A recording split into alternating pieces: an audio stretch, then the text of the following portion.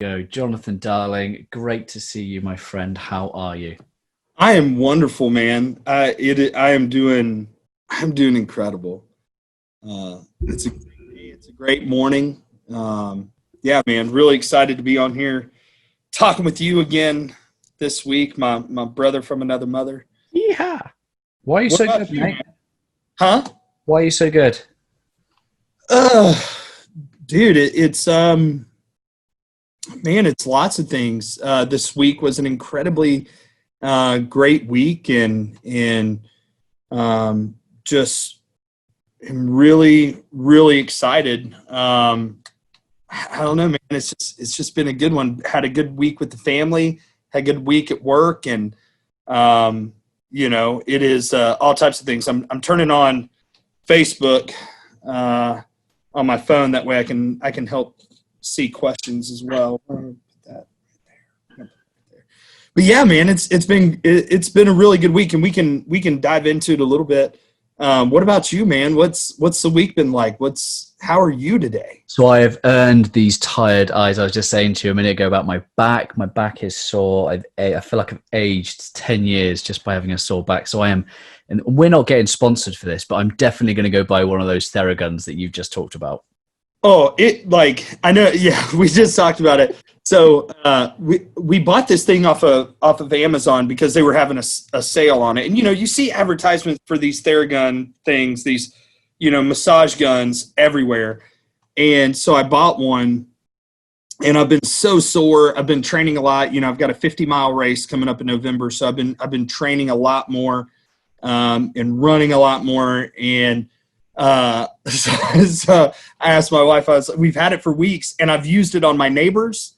I've massaged my kids, my wife.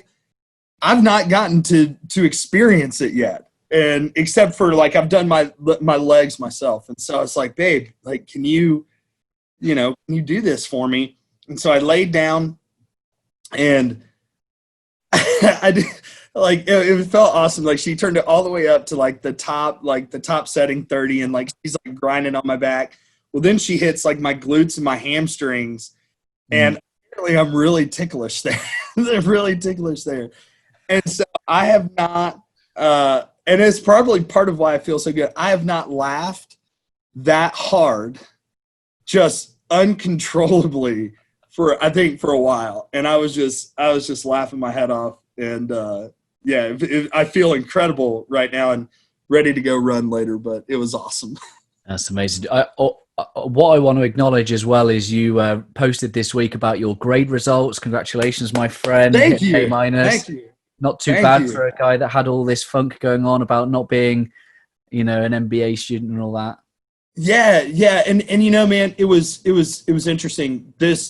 Uh, this class, it's my fifth class so far, and I still have like 17.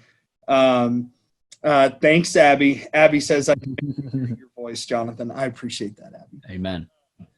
This is my fifth class. I've got like 17 more months to go. And this was one of the first classes. It was managerial economics, and I have not really ever tried a lot on the mathematical side of things, or like on the number side of things, because it's not how my brain processes stuff.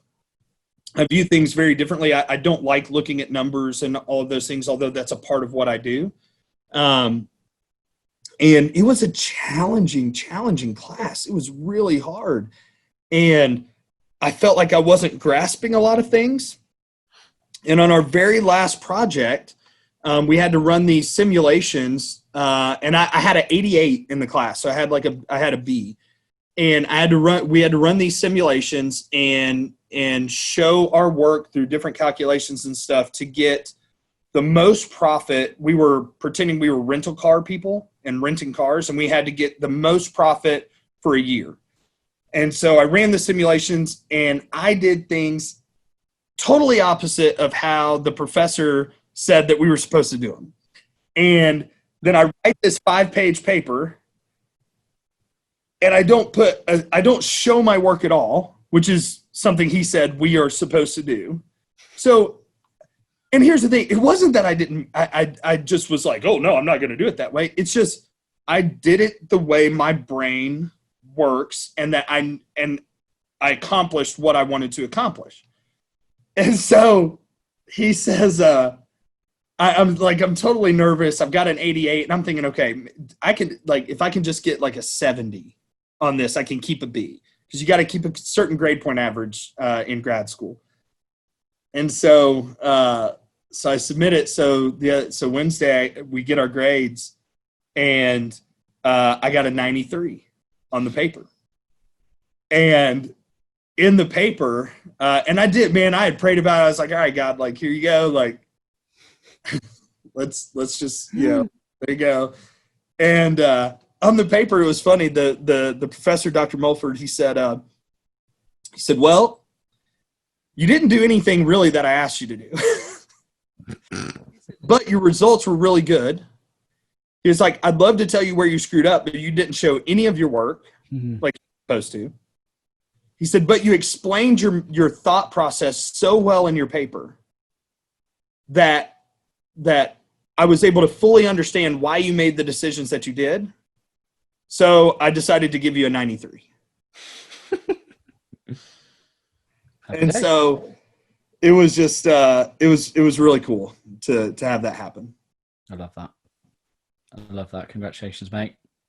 Yeah. So why is your back hurting? I think I maybe just had a bit of poor form on some stuff, maybe some bent over rows, and I don't know.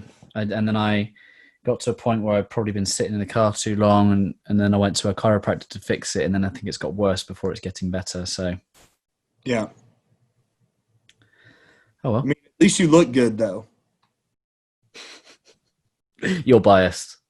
I am. I'm very...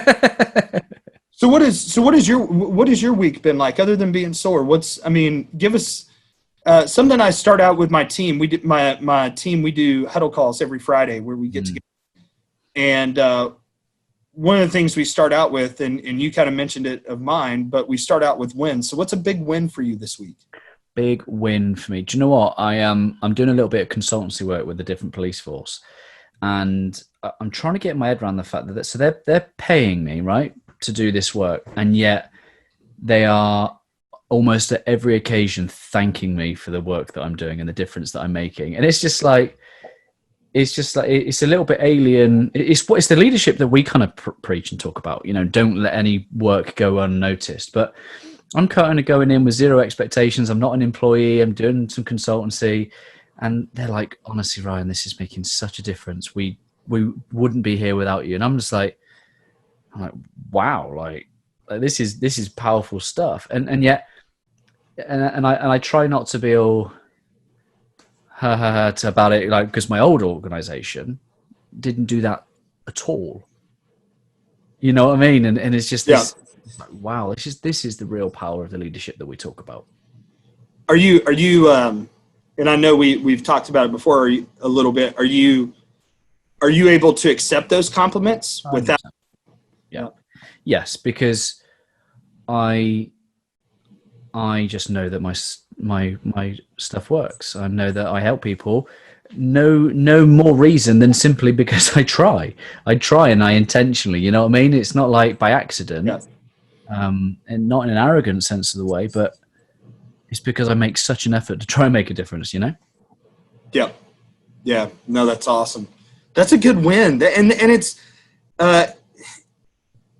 does it give you a sense of validity of like, man, what I've been believing, what I've been studying, what I've always felt is the difference in leadership and what makes people able to perform at their best? Does it give you some validity there to all the work that you've done?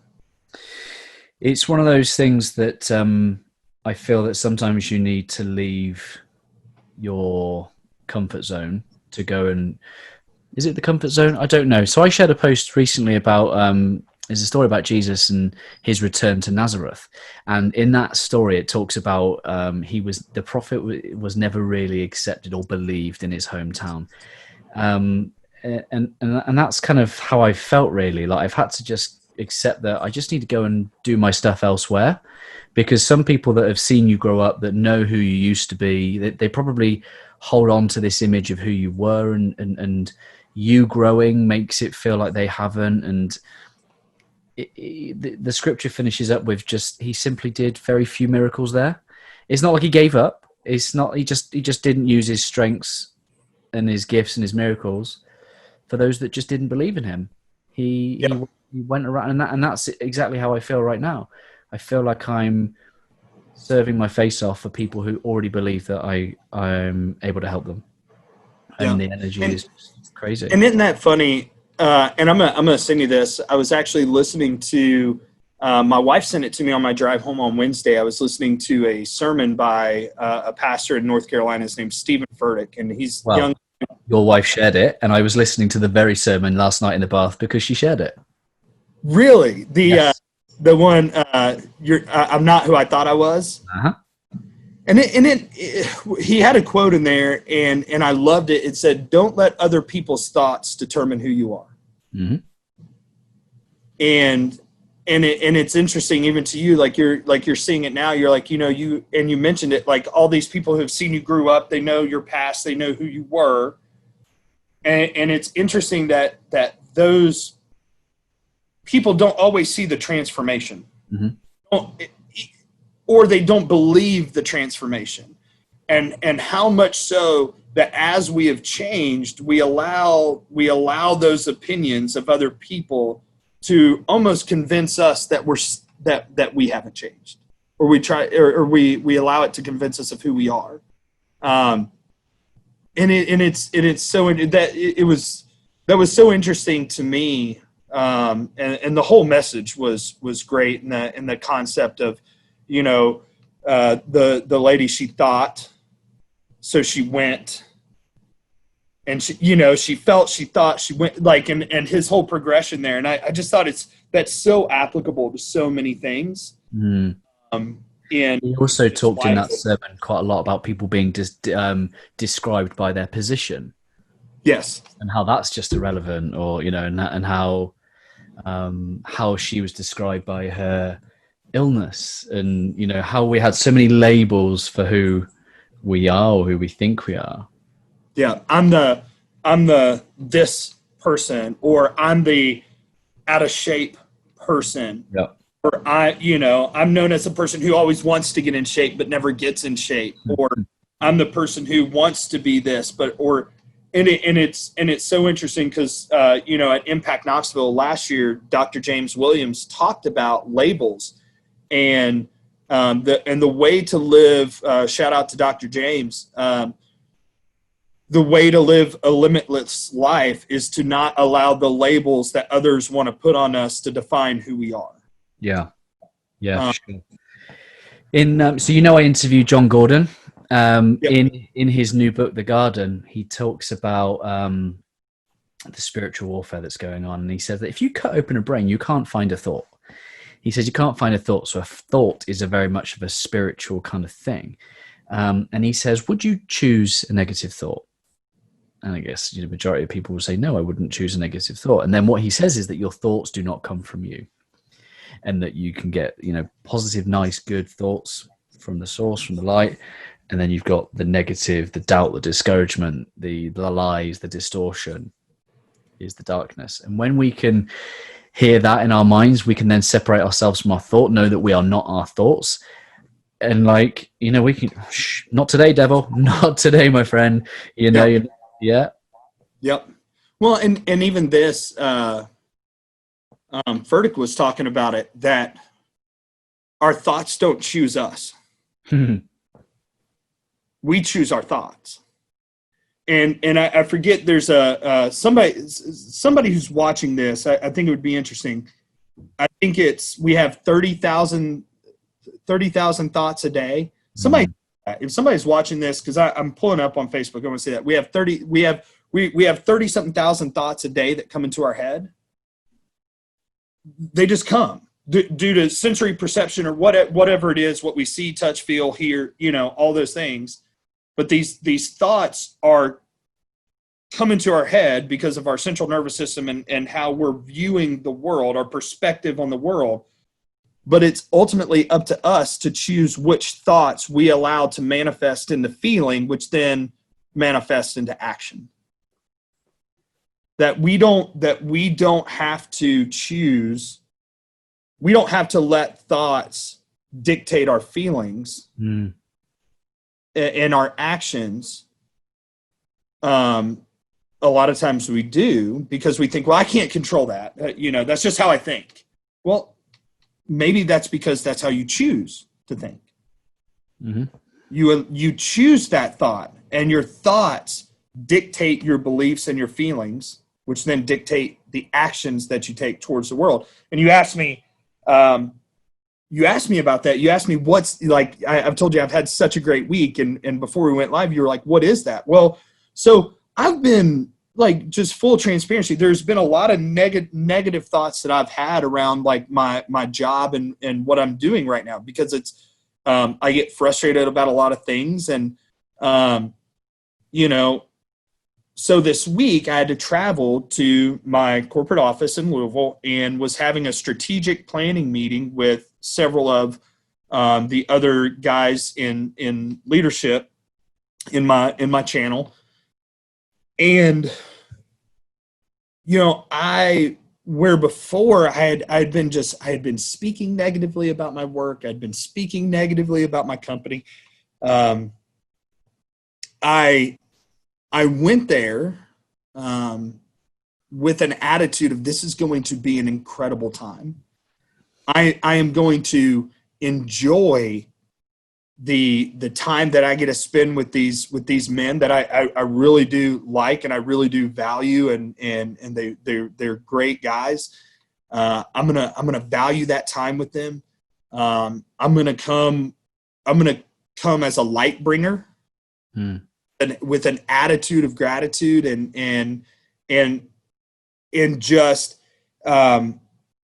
man, the whole time. Even in the moments that I got frustrated, I was like, nope, no. I'm not going to choose frustration.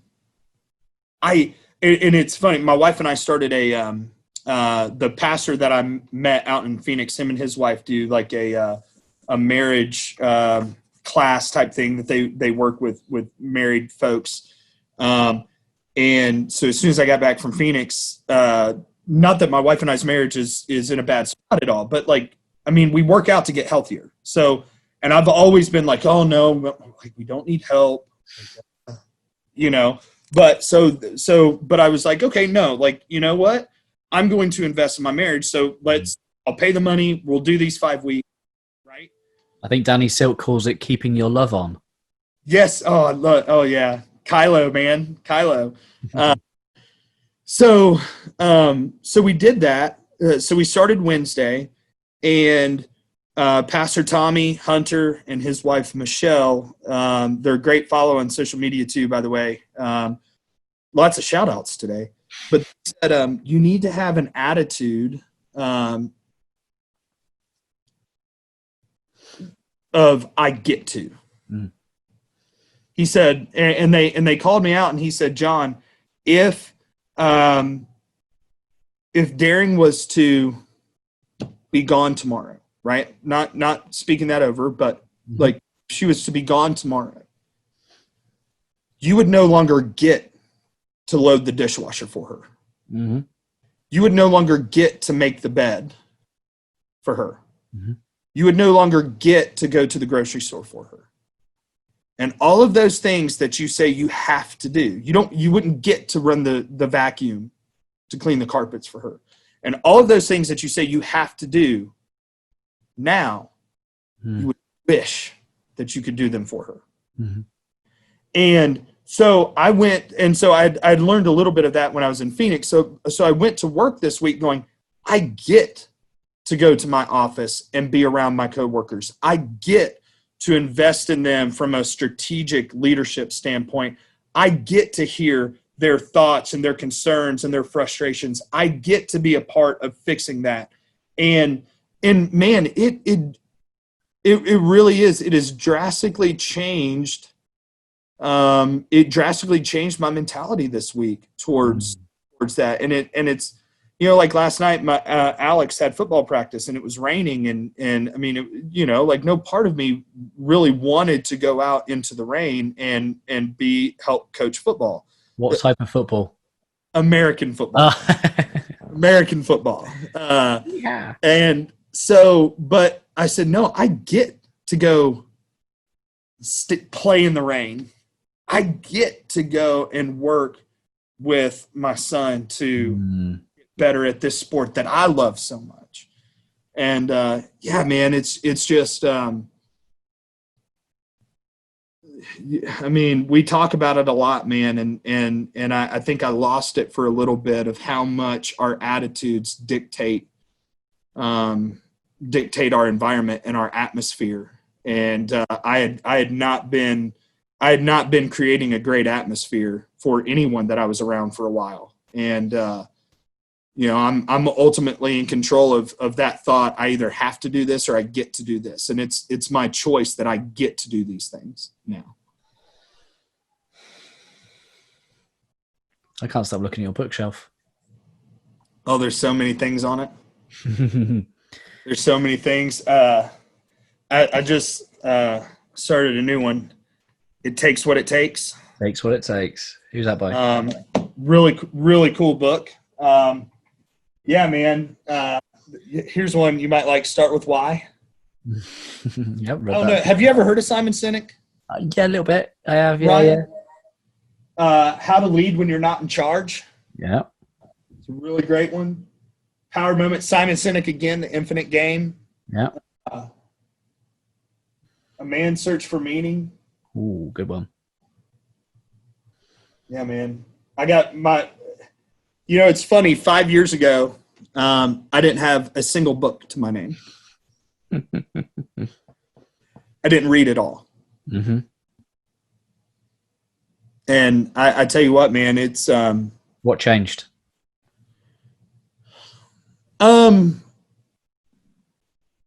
One, and it's funny, I mentioned it a little bit on my LinkedIn post about my grades. I used to not believe that I was smart. Oh yeah. And I did not believe that mentally I was capable of learning and growing.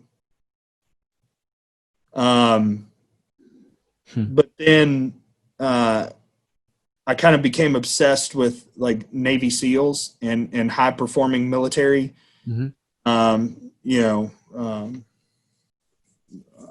people, soldiers. And I started reading some books and I was like, oh, okay, like I really enjoy reading these books. And then I started, I started reading some different leadership books because a lot of those guys would talk about leadership and, and now, man, like I love to read. It opens up my creativity so much. Yeah. But yeah, man. So it's crazy. Just thinking about it, just the great responsibility we have as people and individuals to, as you would say, to show up, have fun, and do your best, and come with that attitude consistently. Man, I'm telling you, it can change. It can change your families. It can change your work environment. It can change. It's such a positive, powerful tool.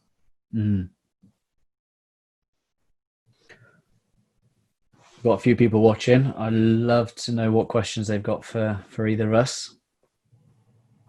Yeah, we've got a few on there. Lots on. Got Mitzi on, Rebecca, Abby, Bill. The Keeping Your Love On by Danny Silk. He does another. He does another great. Kids on Purpose. Yeah. Yep. Is that what you're going to say? Sorry, I shouldn't finish your sandwiches, should I? I mean, sentences. Yeah, we finish each other's sandwiches. That's what I was going to say. Thanks. So, yeah, man, loving your kids on purpose. I sometimes Daring and I go back and we're like, man, we really need to like.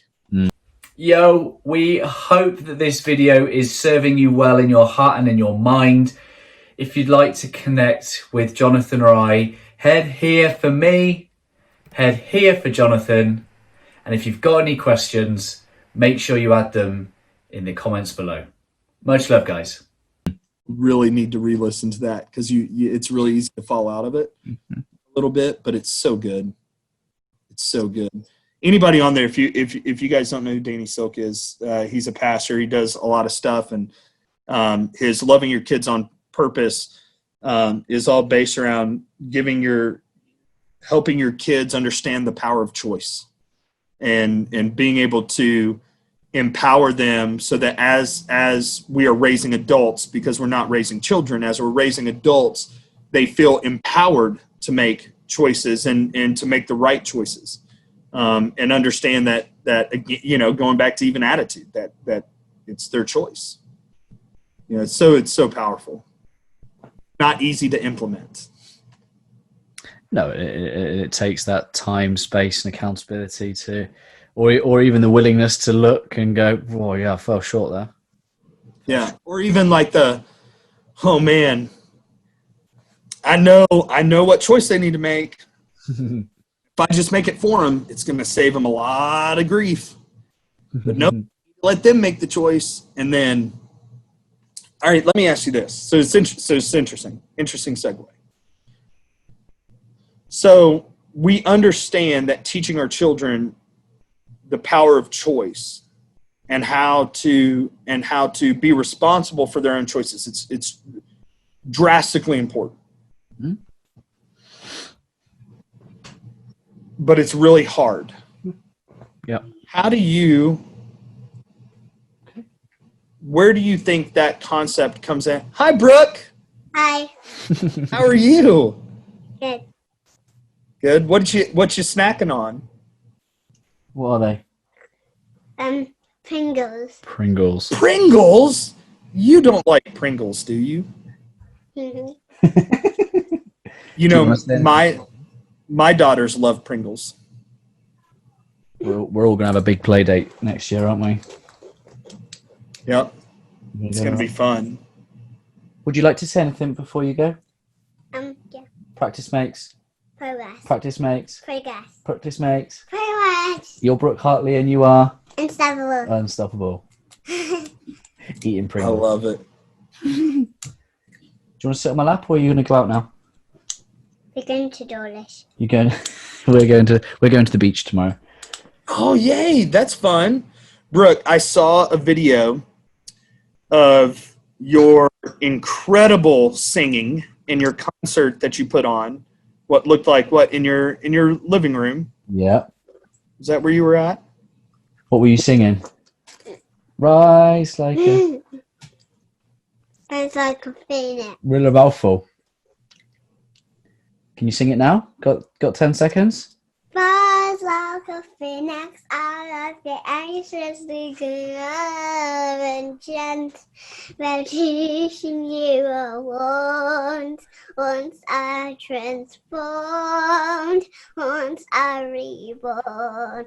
I rise up to the sky, information, but I'm gonna fly and rise like a phoenix out of the ashes.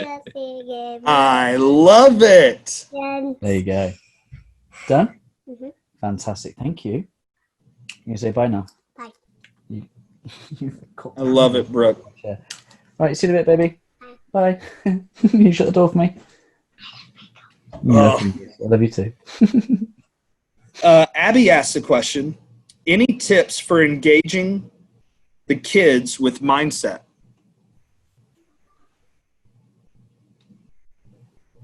Any tips for engaging the kids with mindset? Two things. One is we make it a part of who we are.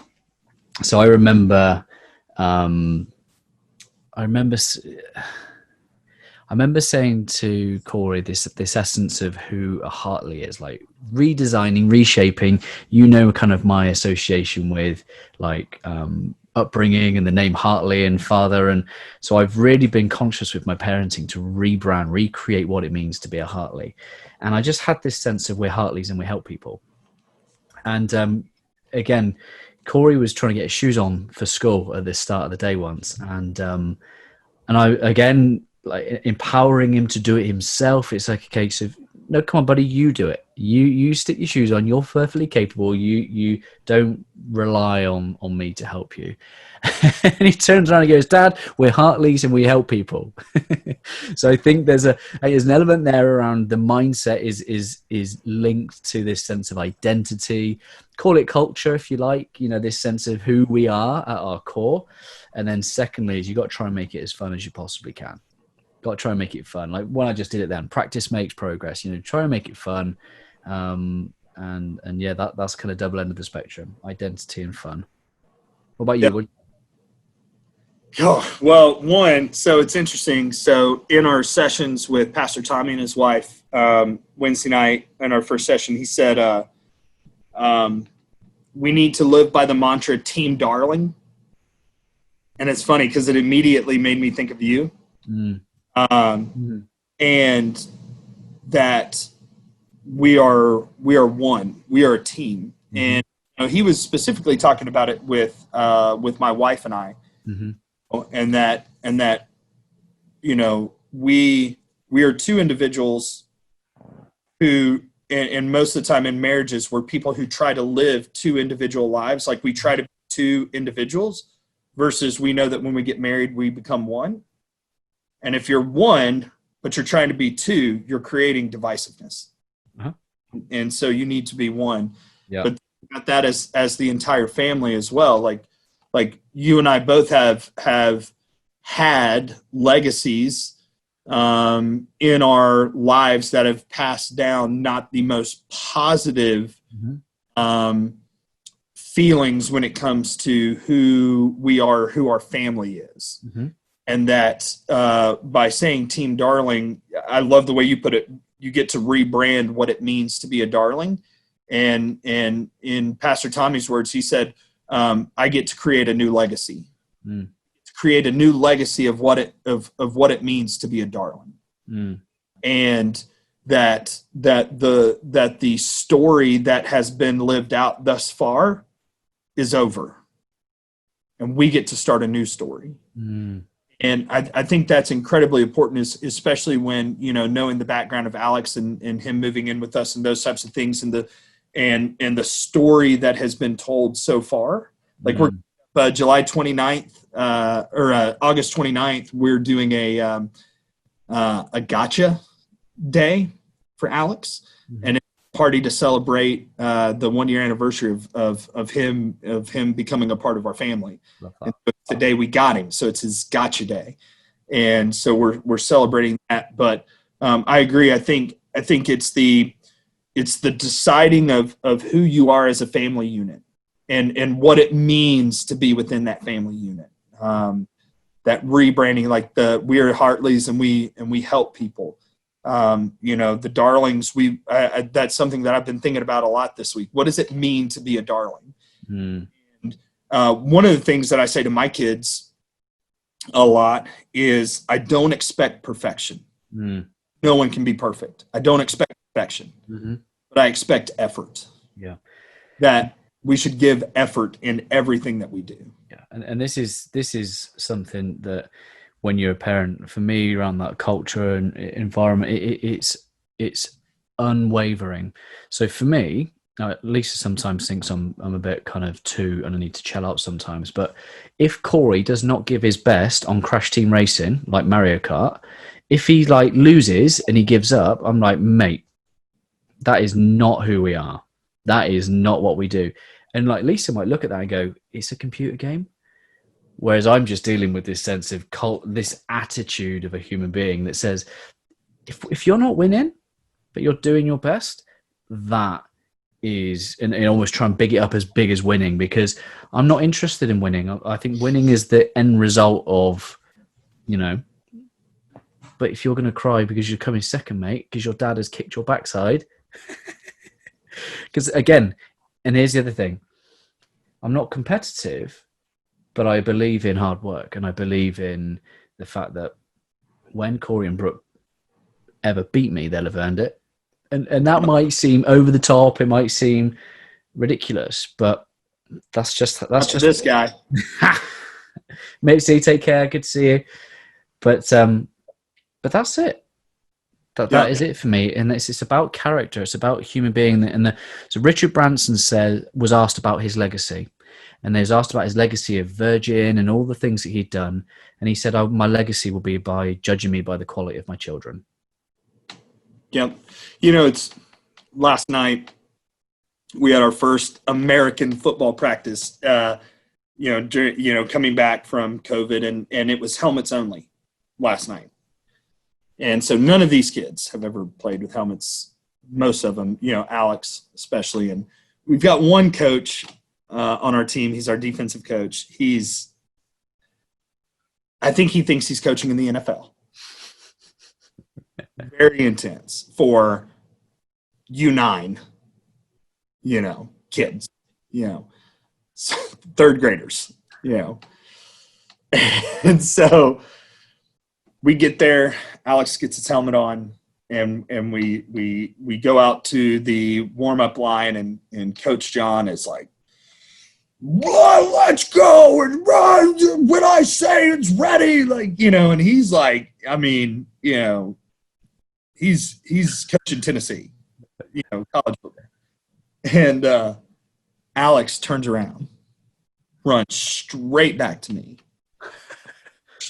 takes his helmet off, and is in tears. He goes, I don't want to do this. I don't want to do that. And now, Grant, I probably should have been a little bit more caring. But in that moment, I'm also a coach out there. And I said, get your helmet on, get your butt back out there. We don't quit. And here's the thing. Darlings have been known to be quitters. Have been known to be quitters. I've seen it all throughout my family. Everybody quits. When it gets hard, people quit.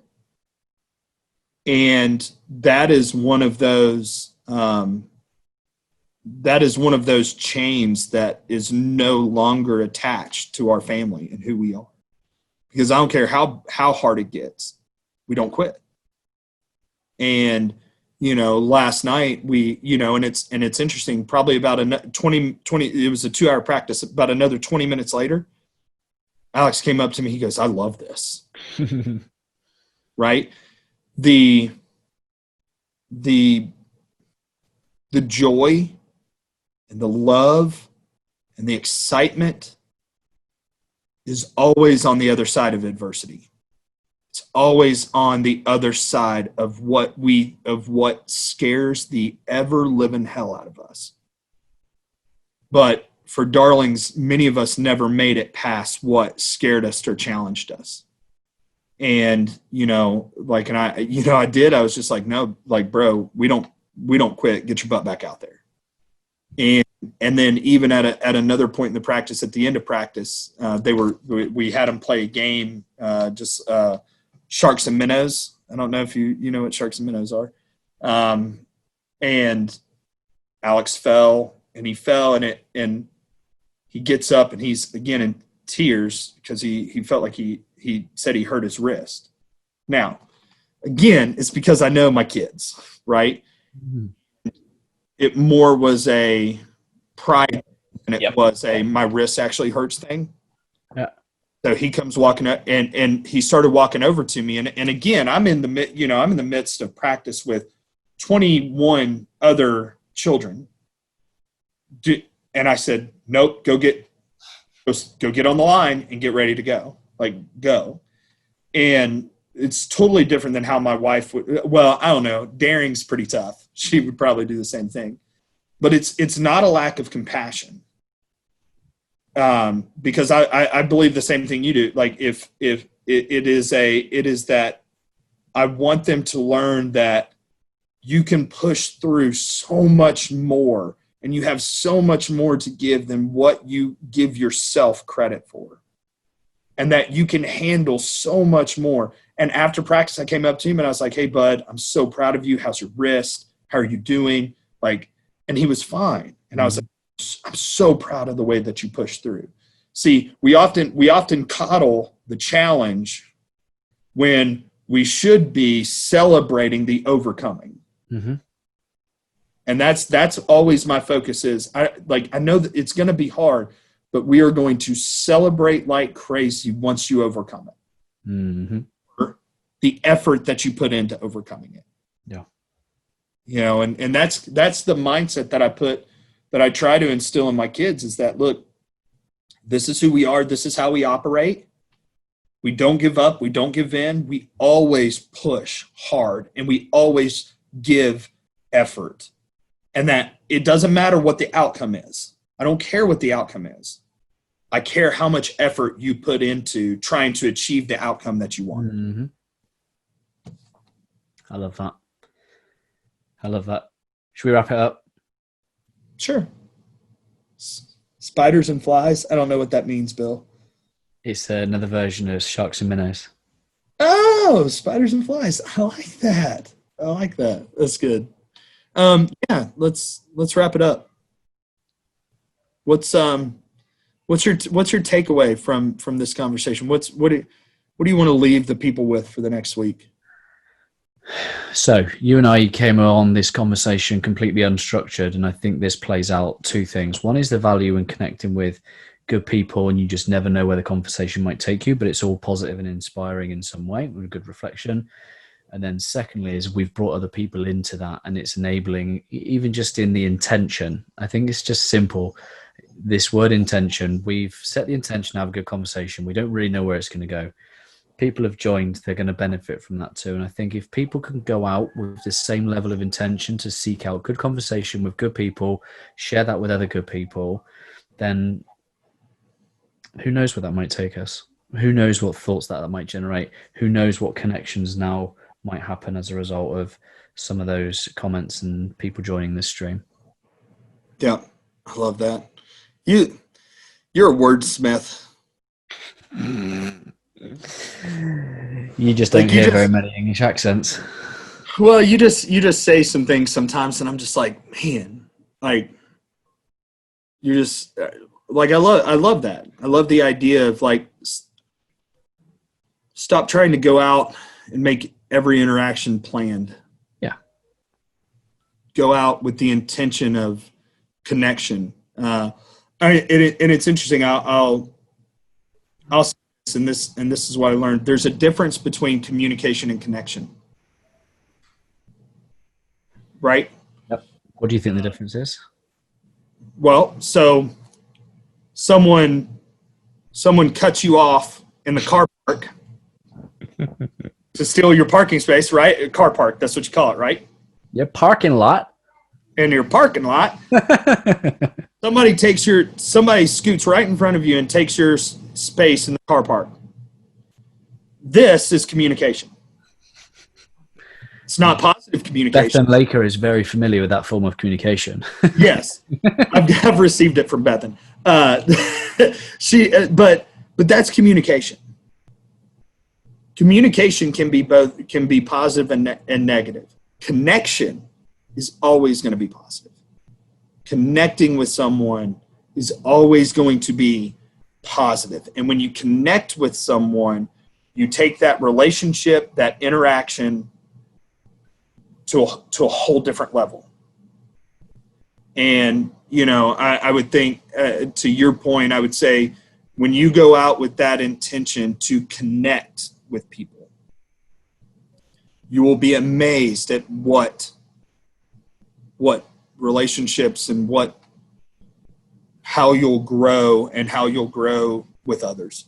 So work on connecting more than communicating. Happy days.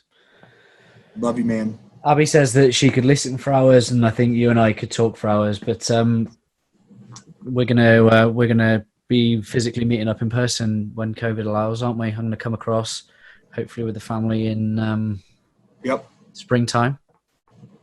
It's gonna be great. I can't wait. We're gonna go do some manly things up in mountains. Yes, we will, and we'll do some incredibly fun family things, and it's going to be the beginning of a new tradition.